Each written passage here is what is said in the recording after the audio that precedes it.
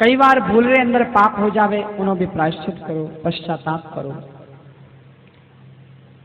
और जो लोग जान बूझन पाप कर रिया है, मैं तो कहूं यानी भगवान ही बचाए। जो व्यक्ति अनजान में पाप कर देवे तो भगवान भी उन्हें माफ कर दिया करे, लेकिन जो जान बूझन पाप करे, जान बूझन जीवोरी हत्या करे, जान बूझन जो कत्ल खानों रे अंदर गायों ने काटे, तो जाने भगवान ही बचाए, जाने कहीं हालत गई राम जी जाने।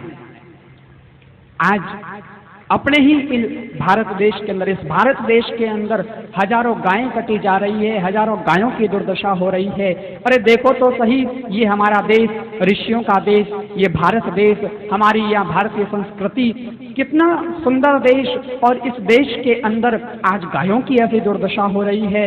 इस देश के अंदर आज ऐसे भी कई दुष्ट प्रकृति के लोग हैं जो इस देश की जड़ें उखाड़ने में लगे हैं। चने का पौधा है, यदि आप उस चने के पौधे में जो चने आ रहे हैं उसको खाओगे तो कोई उसकी चिंता की बात नहीं है, क्योंकि चने के पौधे में से जितने चने आ रहे हैं, जितने खाते रहोगे उतने ही फल और आते रहेंगे, कोई चिंता की बात नहीं। लेकिन यदि कई लोग ऐसे भी होते हैं जो चने के पौधे को ही उखाड़ कर खाना शुरू हो जाते हैं, तो उसके अंदर जो फल हैं वो खा लिए, उसके बाद खत्म हो गए, उसके बाद यदि आप फल प्राप्त करना चाहेंगे उस पौधे से प्राप्त नहीं कर सकते। उसी प्रकार कई लोग इस देश की जड़ें ही उखाड़ने में लगे हैं, इस पूरे देश को ही खत्म करने में लगे हैं। और जब तक इस देश के अंदर गायें काटी जाएगी, कत्ल खाने के अंदर गायें काटी जाएगी, तब तक ये देश भी बच नहीं सकता। क्योंकि देश को बचाना है तो हमें हमारे गौधन को बचाना होगा। हैदराबाद के अंदर देखिए, आज हैदराबाद के अंदर एक दिन में कई हजारों लाखों गायें काटी जाती है, और उस कत्ल खाने के अंदर सरकार के द्वारा लाइसेंस ले रखा है कि नकारे पशु, बूढ़े पशु यहाँ इस कत्ल खाने के अंदर काटे जाएंगे, और वहाँ नकारे पशु काटे जाते हैं। जब बूढ़े पशुओं की बात आती है तो हमें एक दिन हमारे बूढ़े माता पिता भी खटकेंगे। अरे बूढ़े इतने बेकार नहीं होते कि हम हमारे बूढ़े माता पिताओं का ही तिरस्कार करने लग जाए, नहीं। अरे जो भी है, पशुधन को हम यदि बचाएंगे तो ही हमारा ये देश बचेगा। हमें यदि हमारा जीवन बचाना है, हमें हमारे देश को बचाना है। आज इस देश के अंदर पानी खत्म होता जा रहा है, और जो पानी बचा है वो भी जहर होता जा रहा है, क्योंकि जिस जगह, जिस शहर के अंदर गायें काटी जाती है, जहाँ कत्ल खाने हैं और हजारों की संख्या में रोज जहाँ गायें काटी जाती है, उस गाय की जमीन ने अभिश्राप दे दिया है कि वहाँ का पानी ही खारा हो जाएगा, जहर प्रदूषित पानी हो जाएगा। तो धीरे धीरे धीरे इन गायों, ये गायें कट रही है, पशुधन कट रहा है, गौधन कट रहा है, तो उसके कारण कितनी ही विकट परिस्थितियां हमें झेलनी होगी। अरे स्वामी परम पूज्य श्री राम सुखदास जी महाराज कहते थे कि जब अभी तो तुम ट्रैक्टरों से काम चलाते हो, हल करते हो और धान वगैरह प्राप्त कर लेते हो, लेकिन एक समय ऐसा भी आएगा जब डीजल खत्म हो जाएगा, पेट्रोल खत्म हो जाएगा, ये ट्रैक्टर आप देखते रहोगे, आप उसका उपयोग नहीं कर सकते हो। उस समय हमारे बैल काम आएंगे, लेकिन जब तक ये बैल यदि कट जाएंगे तो हम क्या खेती करेंगे? अरे हम क्या धान प्राप्त करेंगे? हम क्या अनाज प्राप्त करेंगे? क्या उस समय तुम पैसों को चढ़ाओगे? क्या उस समय तुम नोटों को खाओगे, उससे अपना पेट भरोगे?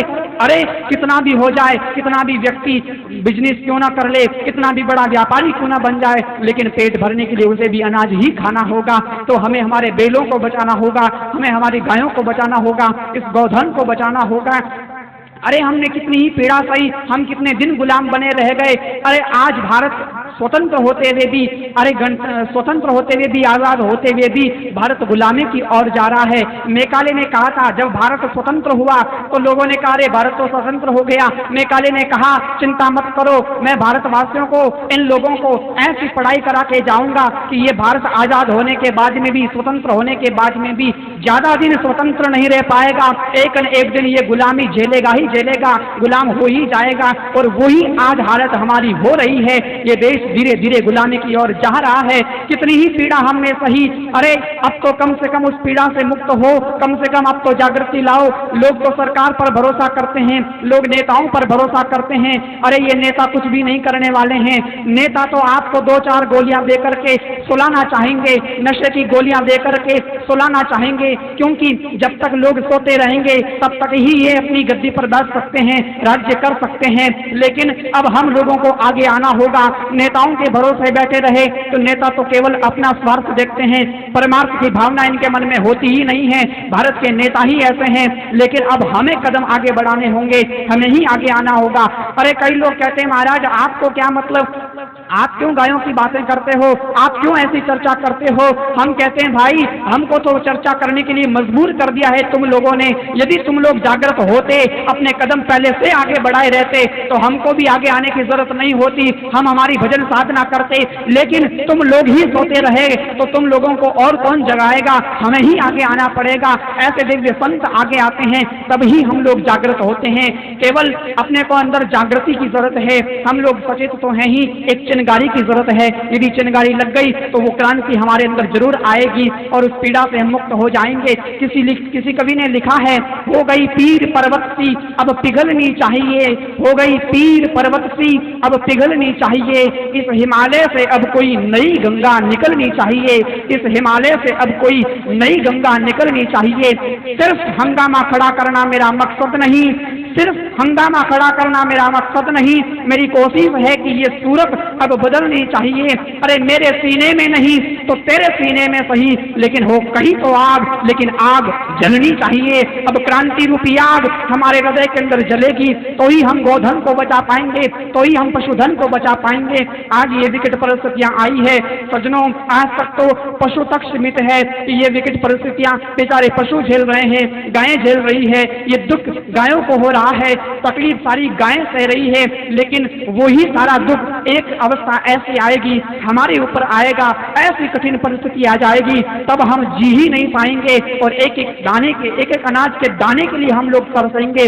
तब हमें संतों की बातें याद आएगी, तब हमें शास्त्रों की बातें याद आएगी और तब हमें गौ माता के प्रति प्यार उमड़ेगा। इसलिए पहले ही सचेत हो जाओ, पहले ही जागृत हो जाओ और इस गौधन को बचाओ, इस पशुधन को बचाओ, इस देश को बचाओ, अपने जीवन को पावन करें, अपने जीवन को पवित्र करें। जो तन मन और धन से, तीनों से जो सहयोग कर सकता है, चाहे तन से करो, चाहे मन से करो, चाहे धन से करो, जो भी गौ माता का सहयोग करेगा जरूर यहाँ गौ माता बचेगी। और हमारा देश, जो देश विश्व का गुरु रह चुका, लेकिन ये देश आज पतनता की ओर जा रहा है। सब देशों में आज भारत देश गरीब होता जा रहा है, लेकिन हम लोगों की कारण, हम लोगों की ऊंचाई थी। कोई समय था जब ये देश विश्व का गुरु था, लेकिन हम लोग ही कमजोर हो गए तो ये देश गरीब होता गया। लेकिन हमारी ही कमजोरी रहने के कारण गरीब हुआ, तो हम ही सचेत होंगे और हम इस देश को वापस विश्व का गुरु बना के रहेंगे और हमारे देश को उन्नत ऊंचा बनाकर रहेंगे।